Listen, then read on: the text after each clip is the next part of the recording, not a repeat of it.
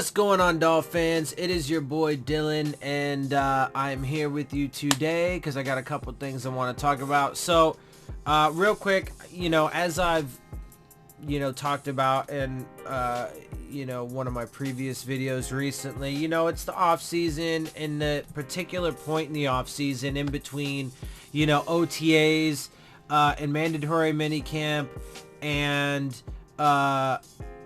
training camp. Right, so there's like a couple months off. So right now, there's not going to be a whole lot of, news. It's just a lot of speculation, a lot of, this, that, and the other, rumors, just talk, whatever. So, part of what, we'll be doing for the next, month-ish, month and a half or so is, I'm just going to find interesting stories, articles, topics, and then discuss them. Also too, by the way, if there's anything that you guys hear about or what have you that you want me to discuss, be sure to let me know. And also too, if it's like an article or something that you read, if you could try and let me know like where you got it from, so I could try and find the exact source material that you looked at, and then investigate and do some research on my own as well, and then I'll discuss those things. So I'd be absolutely happy to take your suggestions, your topics, and things that you want me to talk about, and then put those into future videos, especially right now while things are slow and we don't actually have like live football to watch, to participate in. Well, I guess we wouldn't be participating. Wouldn't that be fun? But anyway, right, so go ahead and do that. Make sure you guys do that. But let's go ahead and get right into it. There are 3 articles that I want to talk about. Also, real quick, just, I guess, because it's interesting, breaking news, Josh McCown's retiring. Cool, good for him, right? Alright, so first article comes from Bleacher Report. Like I said, I get a lot of my news from, I have the Bleacher Report app. I have the Bleacher Report app, CBS Sports, ESPN, Miami Dolphins, the NFL app, and Yahoo Sports. So I have a bunch of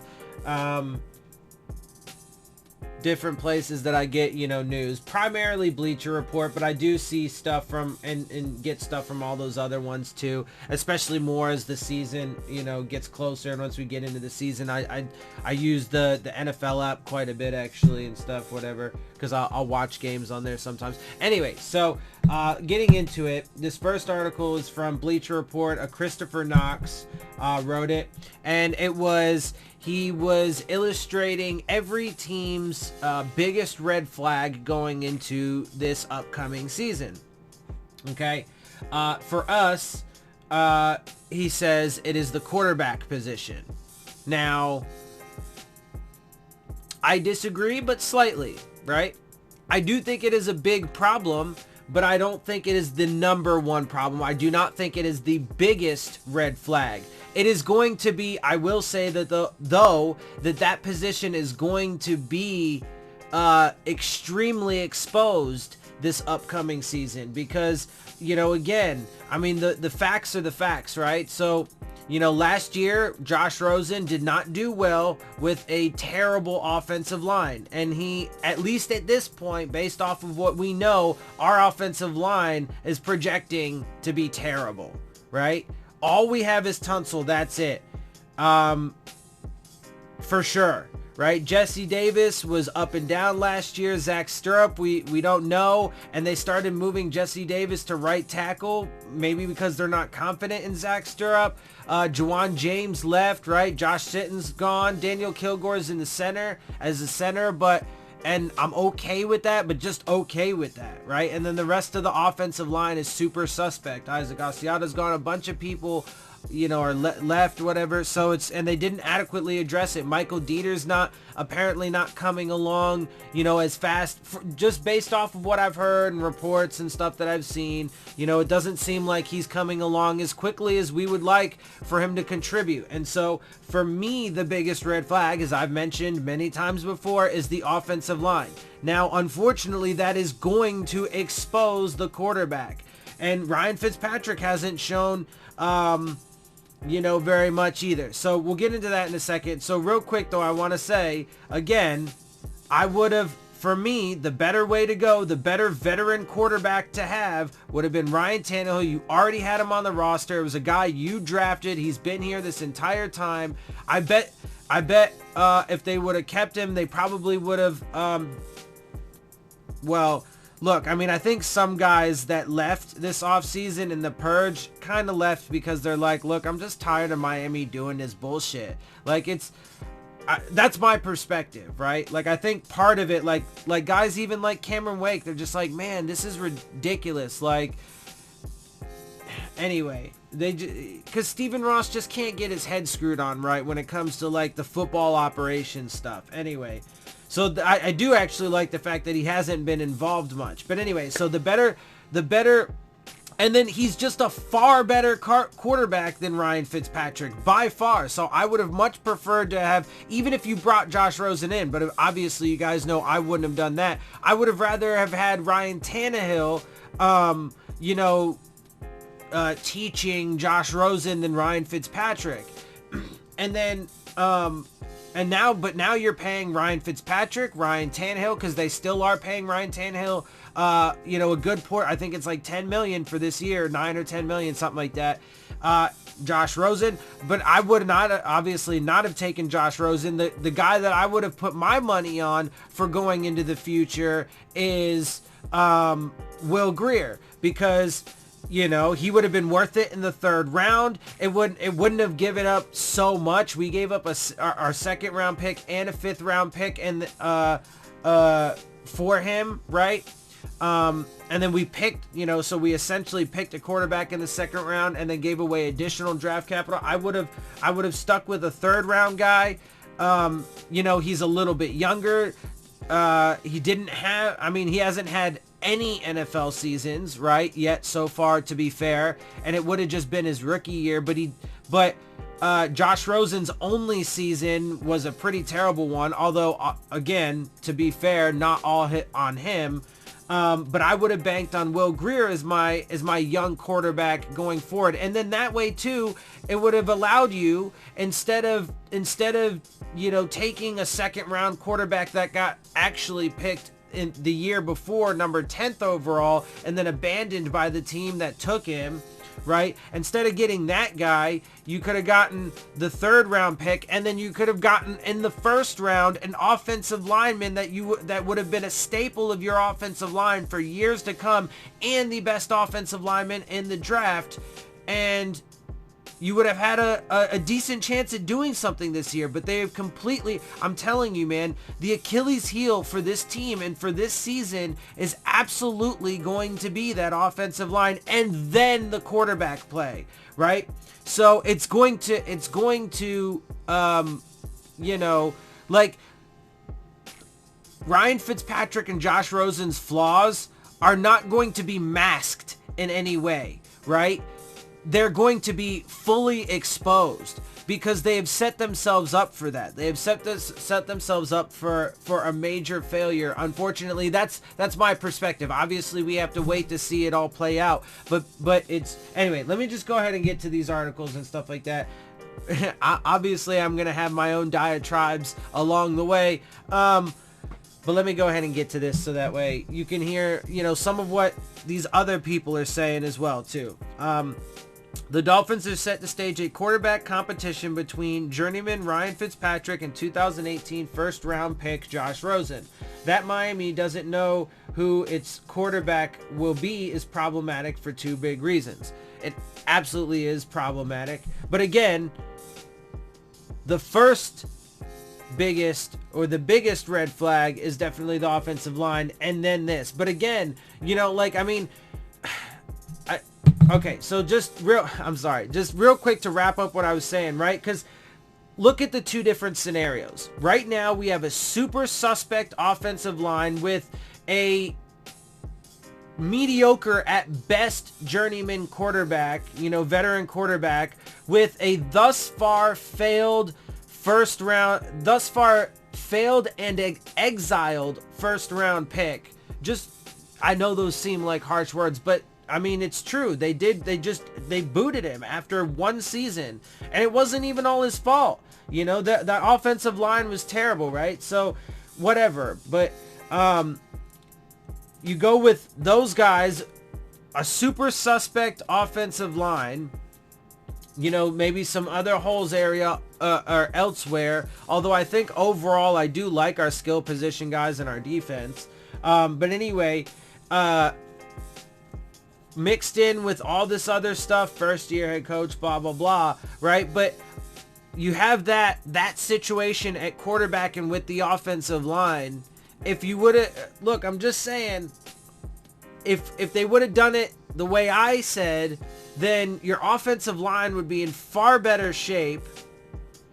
Even if they still would have let Juwan James walk, even though I definitely think that they should have found a way to get that, you know, locked up as well. Although, to be fair, the Dolphins should have done that, you know, already. Like, they shouldn't have been fucking playing the fucking line with him year after year and fucking, you know, whatever. Anyway, so, for the past couple years, right? So, but anyway, so, I mean, you just, look, Ryan Tannehill with Will Grier and, you know, a first round center, and then, you know, possibly Juwan James if we would have found a way to keep him.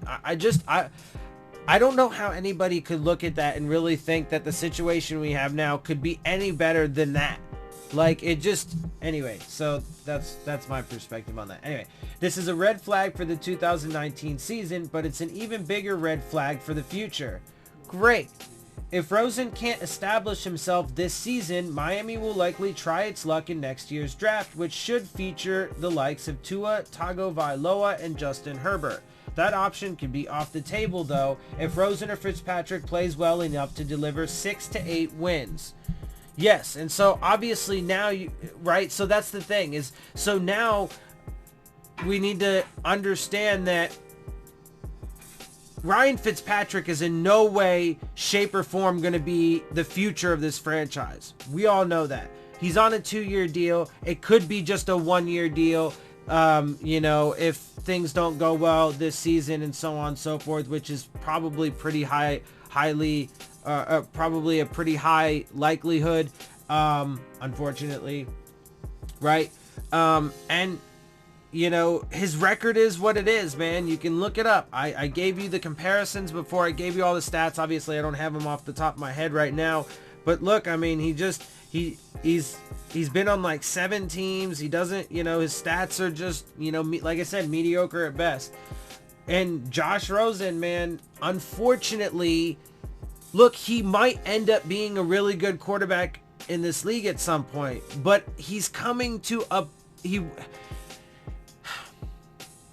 he went from a situation that wasn't very good with a very bad offensive line to now a situation he got abandoned by that team, by that organization, exiled, and then sent to a place that's very in flux with their coaching staff, with their front office, with their schemes, everything.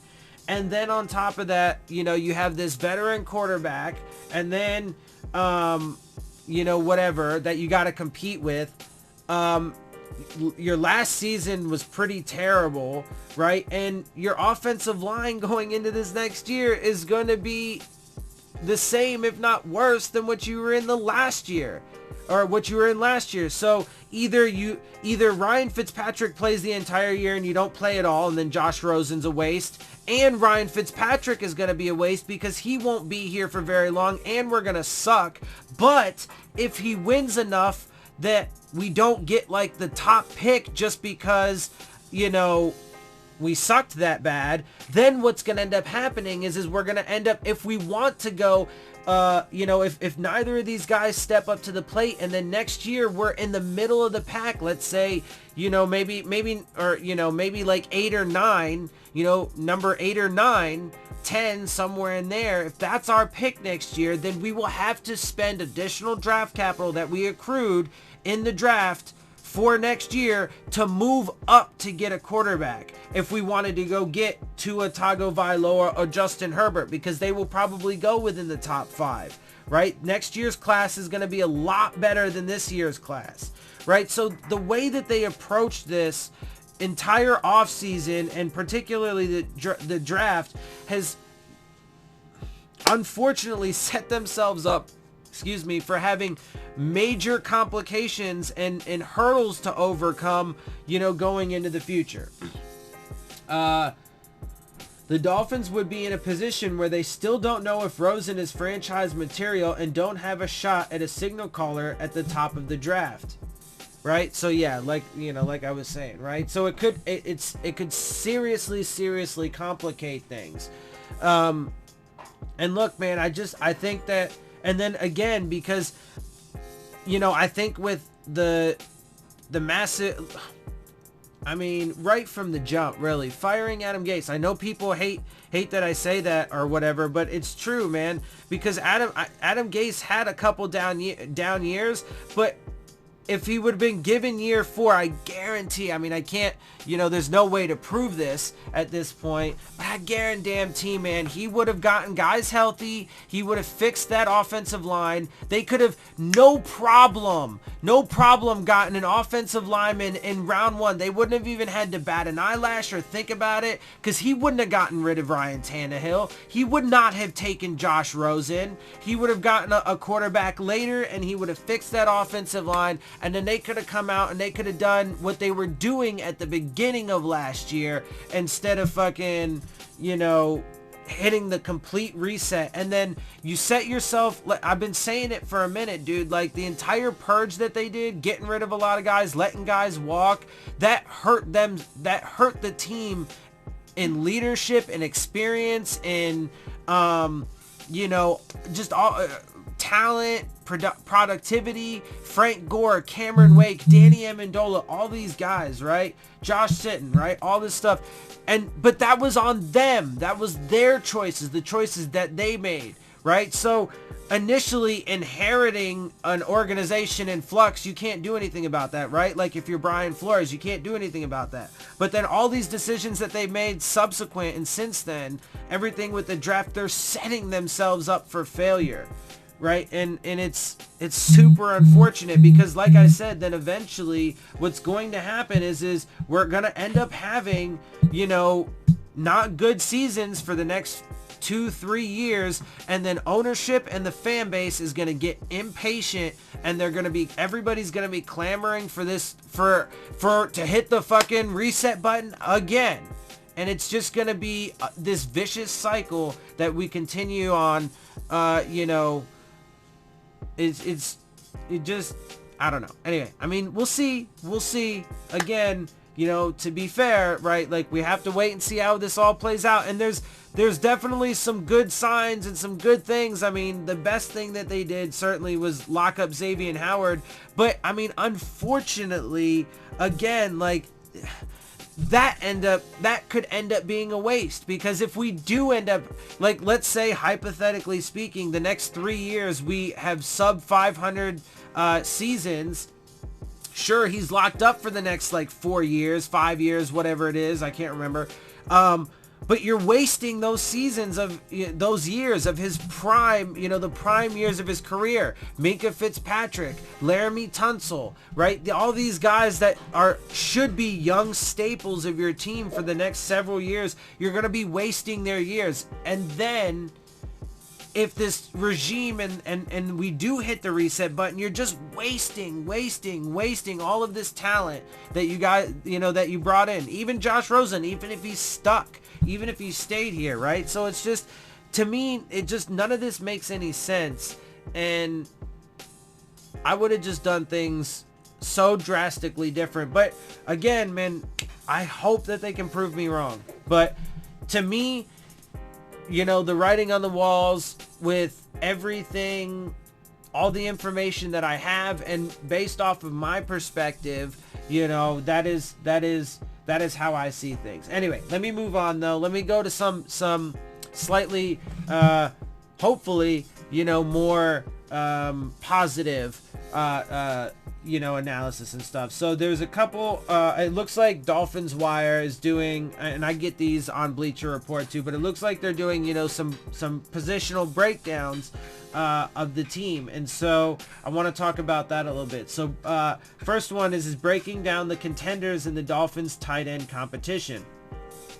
Tight end position has left the Miami Dolphins baffled for years. Not since Charles Clay from the 2011 to 2014 seasons have they had someone who could reliably hold down the fort, and it hasn't been for a lack of trying. Between Dustin Keller, Jordan Cameron, Julius Thomas, and others, Miami's search for an effective tight end has come up fruitless. Some might say that was more the fault of Ryan Tannehill than anything. That a lot of people would say that, but that's absolutely not the case. Whatever. I'm not even going to entertain that right now. While others might say it was due to gross misuse of talent by the coaches. Yes, but again, the offensive line has been atrocious, and that has been the root, right? Look, see, that's the thing, is that the Dolphins just keep chasing. It reminds me a lot of, anyway, some other things. It reminds me of some other things, the way a lot of other things in this country work. But it seems like they're just chasing symptoms instead of actually trying to really go after the root of the problem, and it's just ridiculous. Either or they're just or they're too stupid to realize it, and don't understand what the root of the problem really is, because they keep trying. And I mean, look, history has proven it. They just keep ignoring the offensive line, not adequately, doing things about it, and keep, going after the quarterback or some other position or this, that, or the other, right? It's quarterback now. It hasn't been for the past few years because they've had Ryan Tannehill, but it's like with the tight ends, they went after Julius Thomas, but clearly, he was already, getting to that point of being washed up, man. Jordan Cameron, right? These guys, they at that point had injury histories. They were getting old. Their production was already slipping. The signs were there, right? And so they picked up bad pickups. And unfortunately, some of the guys they brought in now, I feel a little bit the same way is going to end up happening. Anyway, whatever the cause, the Dolphins still find themselves looking for a tight end, and there are plenty of candidates to consider in 2019. Also, let's mention that Ryan Tannehill did have a good connection with Charles Clay, so some people might say that it was Ryan Tannehill. Well, Ryan Tannehill played with Charles Clay, and they did great things. So what about that? Oh, right. Well, for the people who want to just, shit on Tannehill, that doesn't matter. Also, he had a damn good connection with Marquise Gray whenever he was out there. One of my favorite plays, and again, this goes to Ryan Tannehill's toughness, his big playability, his down the field accuracy, his ability to scramble and throw on the run, right? It was in a Steelers game. He almost gets sacked. He avoids it. He rolls out to his left and then heaves a deep bomb down to the 4-yard line to Marquise Gray, and it was beautiful, right? He escaped the sack and turned it into a major thing. But people don't, all the Tannehill haters, they ignore those things. Okay? Not only that, but last year, Nick O'Leary, him and Nick O'Leary were doing some damn good things, right? All right, so let's get into the tight ends. Dwayne Allen, the 8-year veteran, is Miami's latest attempt at finding a reliable tight end. But what makes this signing different than all of the others is that Allen is known more for his blocking prowess than his ability to catch passes. And that was the role he was primarily used in back in New England. Okay, so Dwayne Allen, I think, my perspective is unfortunately, he's not going to stay around on the team long after this year. It's kind of a wasted pickup, honestly, because we have guys who can block. Durham Smythe is the young draft pick that you brought in, known as the blocker, so why do you need to bring in the veteran, right? He's again, based off of history, how he's been used, what his skill set, he's not really going to help you in the passing game. Yes, you do need extra blockers because your offensive line is terrible, but then that takes away from the offense. And what we need is a guy who can catch passes. I think Nick O'Leary is still around, so that is good. And then, so, you know, I mean, if they don't want to use Dwayne Allen in the passing game, but we need a pass-catching tight end. Now, hopefully, Mike Gesicki and Nick O'Leary could, you know, handle that. And then if you have Durham Smythe and Dwayne Allen as your blocking guys, all right. I'm all right with that. Like, that's actually not a big deal. And then, you know, he could be useful or whatever in that regard. But, unfortunately, though, I think, you know, like I said, you're going to end up seeing the running backs and the tight ends blocking far more than you're going to see them in the passing game because they're going to be needed to chip. I mean, it's just going to be, our offensive line is going to get manhandled, man. It's going to be gross. Anyway, it should be stated, however, that just because he's used more as a blocker than a receiver, it does not mean he's incapable of such a feat. Yes, he can do it, but he hasn't done it, like, at a high level at all, right? It's been supplementary, which is fine, right? But that's okay in New England, right? Because they have a quarterback. They have a solid offensive line and everything else, you know, blah, blah, blah, blah, blah, right?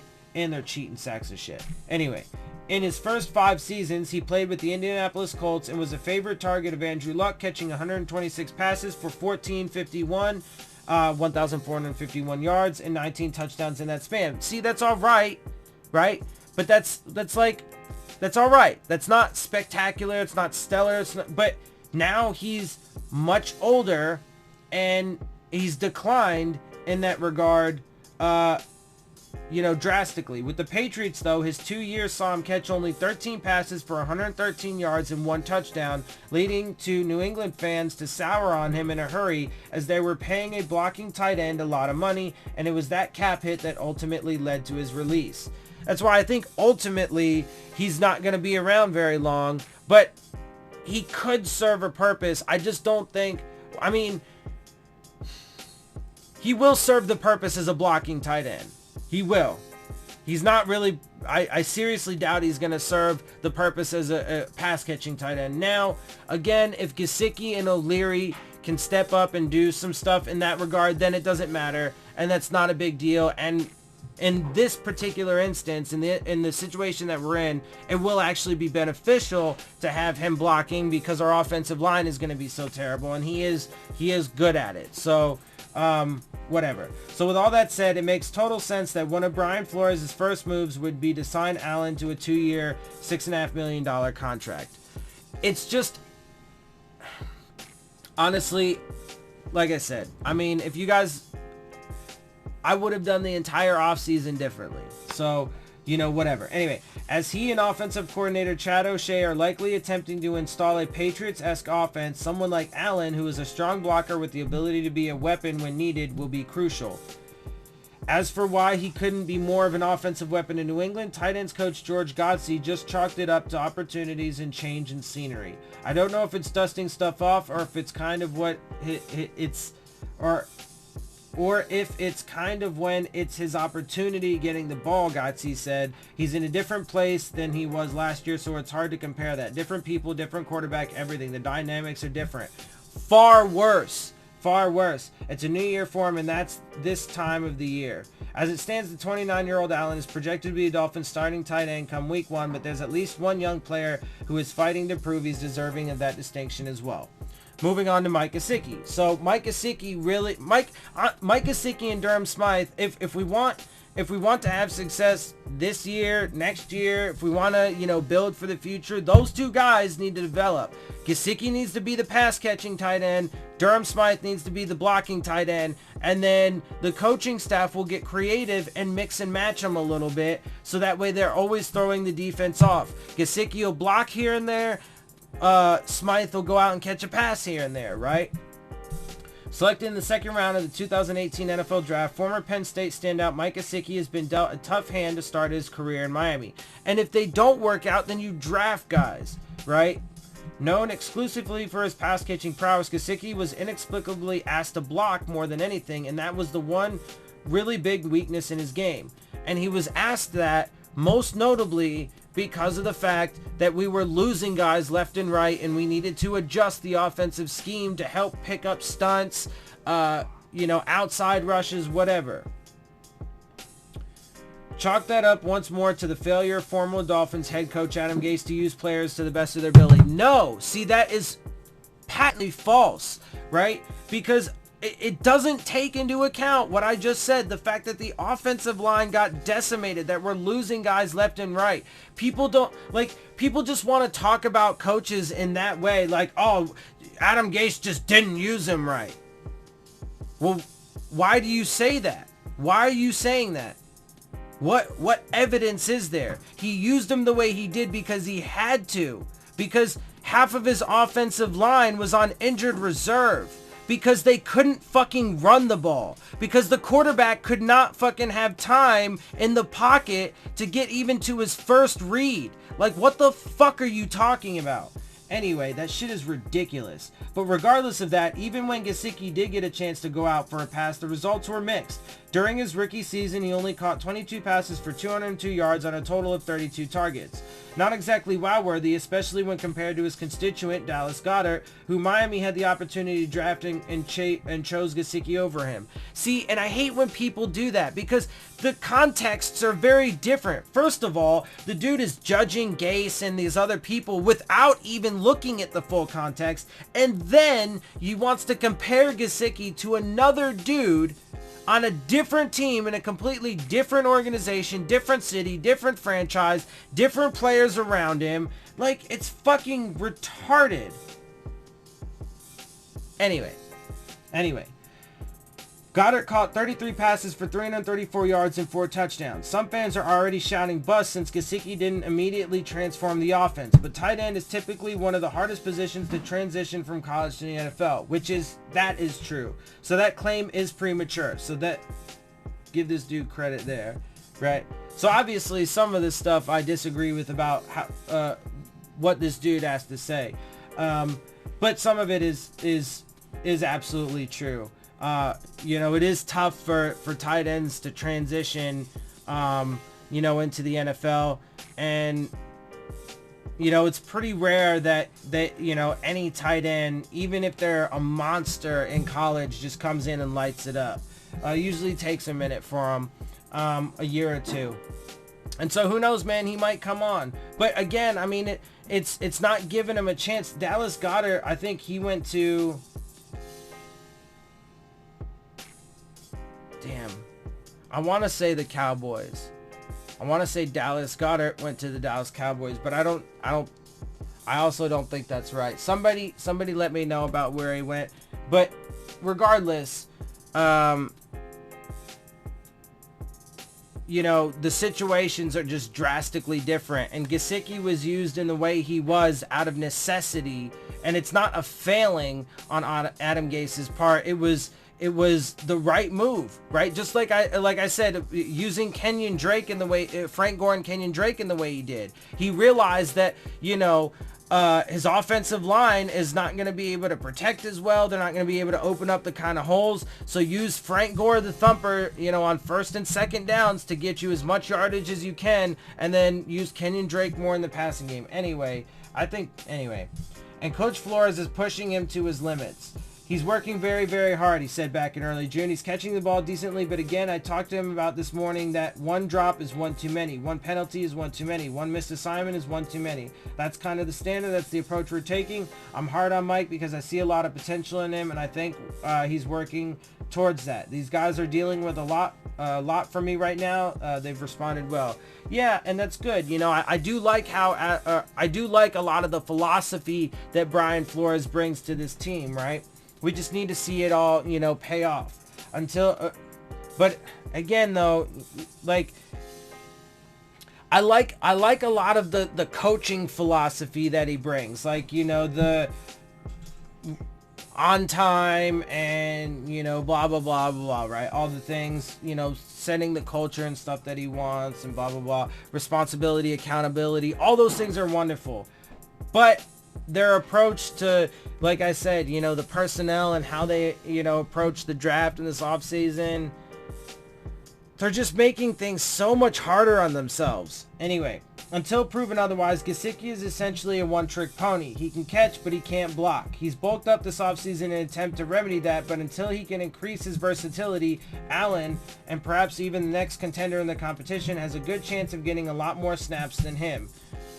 Sure, and again, he's going to have a really rough time because he's unfortunately not going to be able to be used as a pass-catching tight end because the quarterback is not going to have time to fucking throw.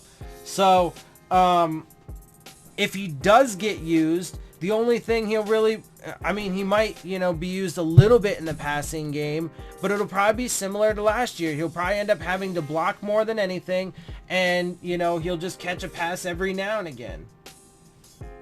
All right, so Nick O'Leary. O'Leary was drafted by the Buffalo Bills in the 6th round back in 2015, and he wound up being cut by them on September 1st, 2018. A few weeks later, the Dolphins added him to the practice squad. He was quickly added to the active roster and almost immediately began getting his snaps.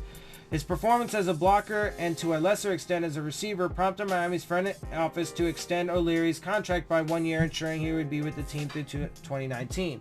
He did some really good things in the pass game actually for us. He was our best pass catching tight end last year, and I think if they can implement him like that and then bring Gesicki along and use Allen and Smythe as the blockers, I actually like our group of tight ends, but ideally that's how you would want to use them, but unfortunately, again, I think all of our tight ends are going to end up doing mostly just blocking. Of course, that extension was given by the previous coaching regime, and Flores has no obligation to keep him around. Considering he is an effective blocker and his cap hit is minuscule, it's doubtful that he'll be cut unless other players drastically outplay him. His versatility makes him valuable in the Dolphins offense, and paired with Allen, teams would have to try and predict who would be getting what assignment on any given play if they were both on the field. There isn't much else to say about the 5-year veteran other than he's a solid player and should be expected to contribute in some capacity unless someone else proves to do what he does better. I totally agree with that for sure. Durham Smythe, Miami really wanted to address the tight end position in 2018 as they drafted Gesicki in the 2nd round, then doubled down by drafting Smythe out of Notre Dame in the 4th round. Unfortunately, neither he nor Gesicki was able to get much playing time. Arguably, Smythe actually had the greater impact between the two of them during their rookie season simply because Smythe was drafted for his blocking prowess, not his acumen as an offensive weapon. Smythe is young, cheap, and if he can show that he has more to offer an offense by catching passes in the red zone, then the 6'6", 260-pound tight end can beat out O'Leary for a spot on the roster. I mean, look, I think you need to have at least 3 tight ends. So ideally, you would have, your young draft picks, Gesicki and Smythe, going into the future. I like O'Leary. I would keep him around personally as my 3rd. And if you're going to have a 4th, Allen's not a bad 4th. But first, you'll actually have to prove he can be a playmaker. Scouts were skeptical that Smythe could be anything but a blocker at the NFL level, and watching him in 2018 with the Dolphins showed that while Smythe is a sound blocker, he moves very slowly. Ironically enough, he's drawn comparisons to former Dolphins tight end Dean Sims, who also is known more for his blocking. And that's fine, man. Look, because, again, ideally, and for the ideal situation to come about, though, you got to adequately address the offensive line. But you would have, 3 guys, maybe 4 guys that have that versatility so you can keep the defenses guessing, right? And you would change them up, right? And you spread the ball around. And sometimes this guy gets it. Sometimes that guy gets it. Sometimes this guy's blocking, whatever, right? However, Sims managed to show he can catch passes too, so if Smythe can do the same in 2019, the future looks just a little bit brighter than before. All right, now this guy, Clive Walford, I mean, between him and Allen, one of them is just a complete waste for sure. I mean, finally, we have the outliers in this competition. Walford was released by the Oakland Raiders before the 2018 season, and he was then claimed by the New York Jets, released again, signed by the Indianapolis Colts, released less than 2 weeks later, and then re-signed by the Jets where he only played 1 game. Needless to say, Walford has not lived up to the hype that surrounded him during the 2015 draft, where the Raiders drafted him in 3rd round to be a vertical threat. At 6'4", Walford was expected to be a better blocker than he turned out to be, and his ability as a weapon has been hampered by injuries. Signing a 1-year, $720,000 contract makes giving Walford offered a chance to redeem himself. Easy to swallow, but given his blocking is almost as bad as his main competitor Gesicki's, it's unlikely he'll be able to make it to the final 53 unless he can recapture the magic he had back in college. Chris Myarick. As an undrafted free agent out of Temple University, Chris Myarick stands in at 6'5", 255 pounds. He's yet another tough big player who is more than willing to block and takes hits, which puts him in the group with Allen and O'Leary and Smythe in the upcoming training camp competition. Not much else is known about Myarick. Yeah, I don't know much about him other than that he was has a very strong work ethic and is determined to prove that walking onto Temple instead of settling for a smaller school was the right decision for his NFL career. His best bet to make the roster is a special teams player, but stranger things have happened. Maybe he turns out to be a surprise. We'll see. Like I said, I don't know too much about that guy.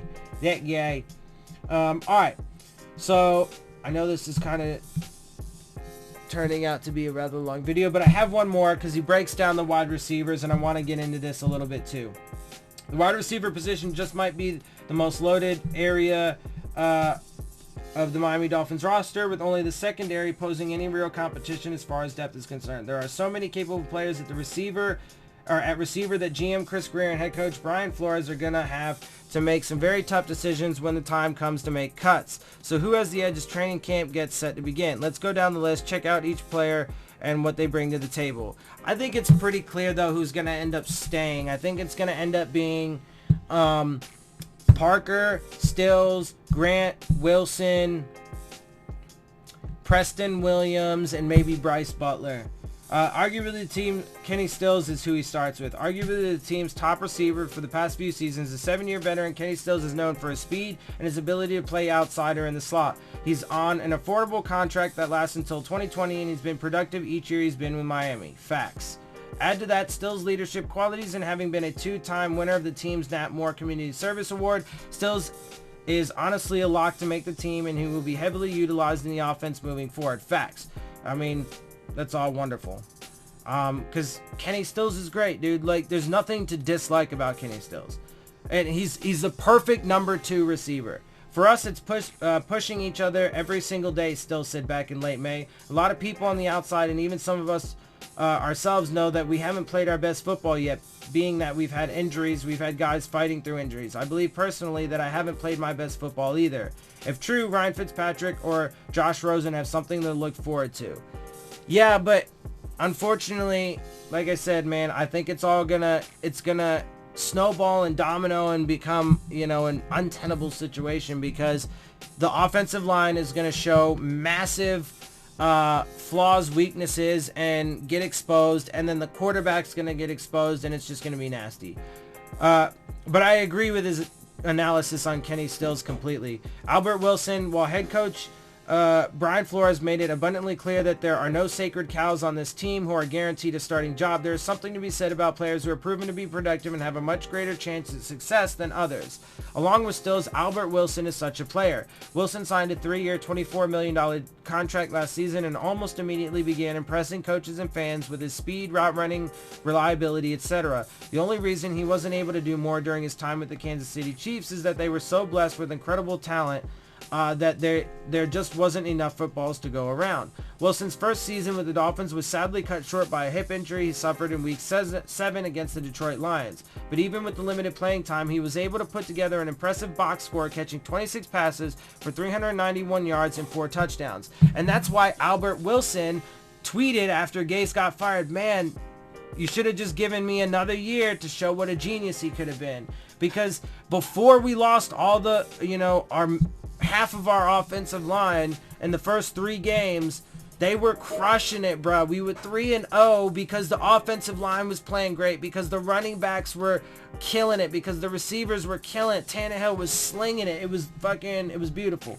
4 touchdowns, by the way, is a career high for Wilson, and he did it in half the time it took for him to get less than that in Kansas City, making it clear that talent was never Wilson's issue. It was just other players stealing his catches. He has not yet begun to practice as he continues recovering from his hip injury. However, he fully expects to be available by week 1 of the regular season at the very latest, and there's no question he'll be a huge part of the offense. Absolutely.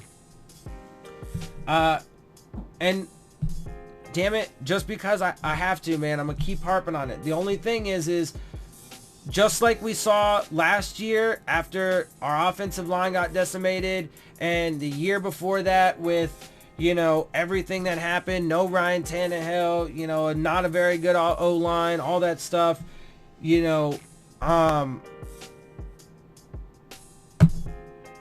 mean, that's what it goes to, man. It starts at the offensive line. We're gonna end up seeing that, like, we're not, because what was one of the biggest thing Adam Gase says? Well, we just didn't have enough plays, and I bet you anything we're gonna see a lot of that this year, man. We're gonna see a lot of 3 and outs. We're gonna see a lot. I hope I'm wrong. But I feel I have the worst feeling that this, you know, the offensive line is gonna be atrocious. Jakeem Grant. Now, things get a little bit tricky as the talent is still very strong, but it's not considered irreplaceable. For as talented and as incredibly fast and nimble Jakeem Grant is, he does have a very serious limitation in his size. Like many of Miami's wide receivers last year, Grant sustained an injury that slowed him down and eventually ended his season as he tore his Achilles during their Week 10 loss against the Packers. He didn't tear it, though, I believe. All the reports I saw was he didn't tear it, but it was an Achilles injury.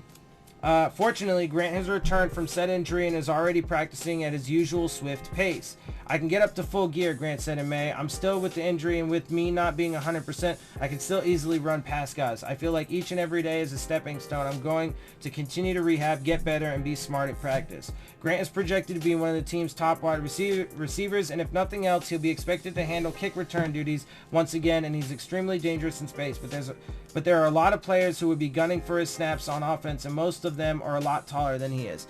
Yes, and I understand that he has size limitations, but as we saw him moss Malcolm Butler, was it last year? I think it was last year. As we saw him moss Malcolm Butler, the little dude can go up and get it too. So, I mean, I'd rather have him than the next guy, Devontae Parker. Anyway, I think Grant should stick around. I think the team should keep him around.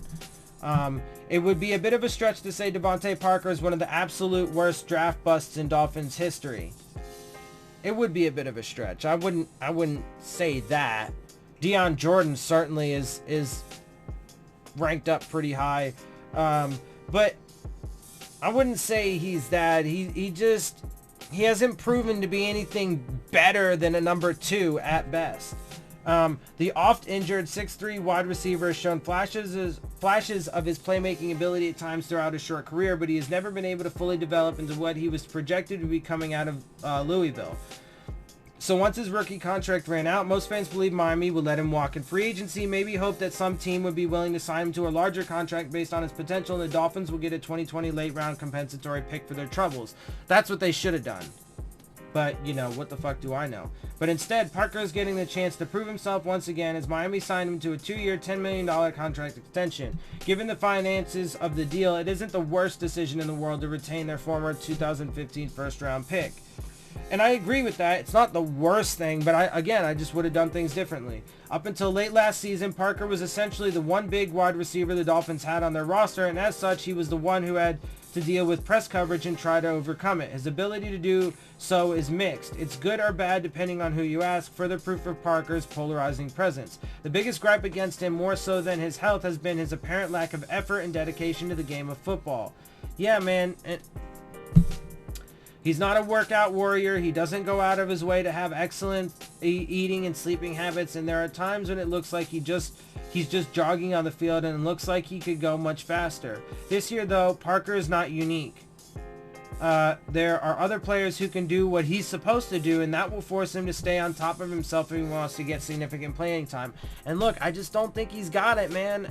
Like I said, I wanted him in the 2015 draft. I got him. I was happy about it. I have his jersey, but I just don't think, you know, I think damn it, they just should have let him go somewhere else and try it. But I do think that is a pretty major concern, you know, that because he's shown that, man. He has shown that. And like even, damn it, who was it? He even got into that little battle with, Chris Chambers. Was it Chris Chambers? He got in a little thing. Like, one of the ex-great wide receivers tried to, like, help him out and, give him some advice and stuff. And, like, he was like, he did it in his own Devontae Parker way, but he's like, fuck you, dude. Like, you can't, I don't know, man. Like, it's just...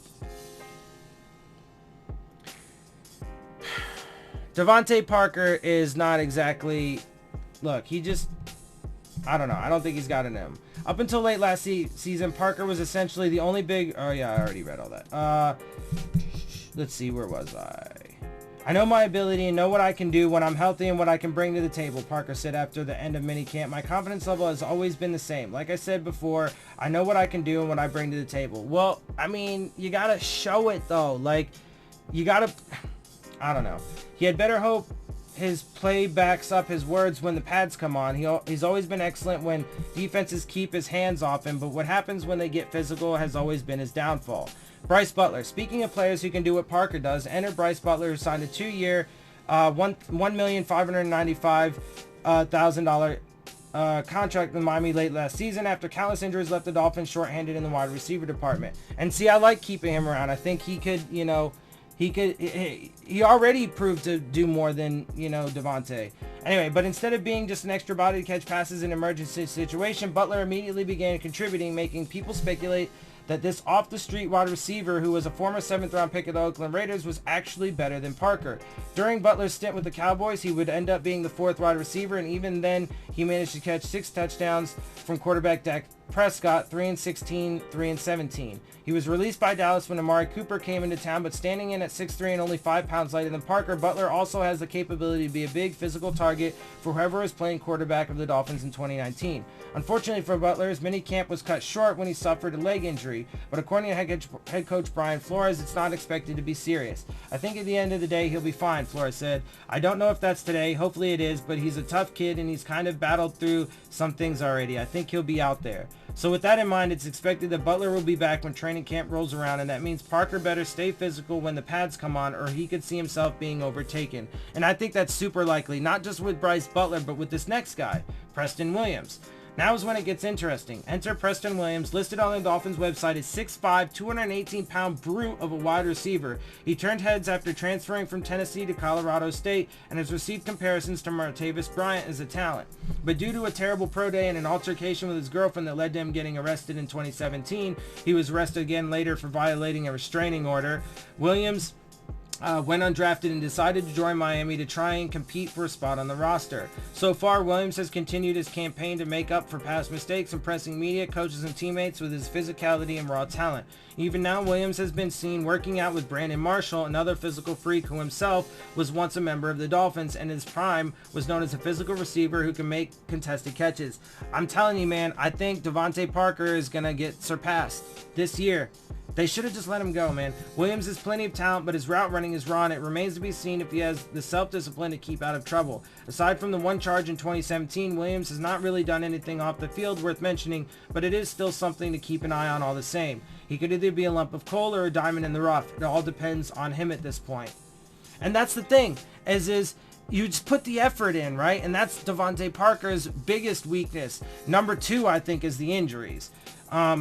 Anyway, moving on. Isaiah Ford. Ford is yet another player on the often injured list, and he is still looking for an opportunity to prove himself. Draft pundits compared the 6'2", 7th round draft pick out of Virginia Tech to Justin Hunter, and he has a suddenness and burst which gives him the ability to beat press coverage. Ford's weaknesses, though, are his thin frame, which likely factors into why he's been injured so often. If he can't handle the physicality in the NFL, he won't be of much use to anyone. He's aggressive on the field, that much is certain, but this is one of those moments where he's simply muscled out by other heavier players. Plus, while he has some speed, he isn't on the same level as Jakeem Grant in that department, which means he needs to find other ways to overcome his lack of overall bulk. Perhaps the best way to describe Ford is to compare him to former Dolphins and current New Orleans Saints wide receiver Rashard Matthews, an underrated scrapper who just couldn't show enough to get himself higher on the depth chart. In Ford's case, it's really been injuries keeping him down, but with all the talent he's facing, he could easily be the odd man out unless he lights up training camp, and it won't be for a lack of talent or effort. Trenton Irwin. Irwin's best shot at making, now we're starting to get in the guys I don't know. So this roster is as special teams ace. He's a willing blocker, which Miami wide receivers have struggled with in the past. He made a few tough catches at Stanford, and his soft hands make him a reliable target. His footwork is also considered top-notch. They also tend to be a weakness, according to NFL.com's Lance Zierlein, who notes that he has excessive settle steps to slow and open on comebacks. Irwin plays tough, and he's a brave player in the middle of the field, but nothing he does can't be done by other more established players on the roster. Then again, players like him have a strange tendency to stand out in Dolphins training camp. Who can forget when Griff Whalen somehow impressed everyone? And yet he ultimately didn't make it onto the roster. As an undrafted free agent, Irwin is obviously eligible for the practice squad. If the injuries on the team are as severe as last year, they may need him. But to make the final 53, don't expect him to shine that bright. Reese Horn, standing in at 6'3". Horn is listed on the Miami Dolphins website as a rookie, but he was actually signed as an undrafted free agent by the Tennessee Titans back in 2016 and was waived before the season began. Since then, he briefly had a stint with the Indianapolis Colts and then ultimately decided to join the AAF's Memphis Express, where he made 28 receptions for 429 yards over 7 games. Horn is another tough, fundamentally sound player who views himself as being overlooked by scouts due to his background as a Division II football player, and with his 6'3" frame, he could factor into the competition to find a big wide receiver. Whether he can outshine Bryce Butler, Preston Williams, or even Devontae Parker, though, that seems unlikely given he's been out of the NFL for so long. No doubt he'll use that to fuel his inner fire, which he most definitely has, but sometimes wanting it just isn't enough in this league. So, whew, all right. There you have it. That was a lot. Covered a lot. Covered the breakdown of the wide receivers and the tight ends. Covered, the biggest red flags, so on and so forth. It was a lot to go over. But that is where I'm going to end it, guys. I hope you guys enjoyed it. Let me know what you guys think, though. Definitely hit me up. Make sure, like I said earlier at the beginning of this video, make sure you let me know of topics and other things that you would like me to talk about. And, get in here and start, letting me know what you think about, these different guys, or, about the red flags, what you guys see as perceived to be the biggest red flags on the team, and so on and so forth. Anyway, I hope you guys do like my videos. If you do, make sure you hit the subscribe button, make sure you hit the like button, make sure you hit the bell if you want to get the alerts. Leave your questions, comments, and concerns down in the comment section, and as always, make sure you follow me on Twitter at Dillon Tartaro. And with that, I am out. I'll see y'all soon. Fins up.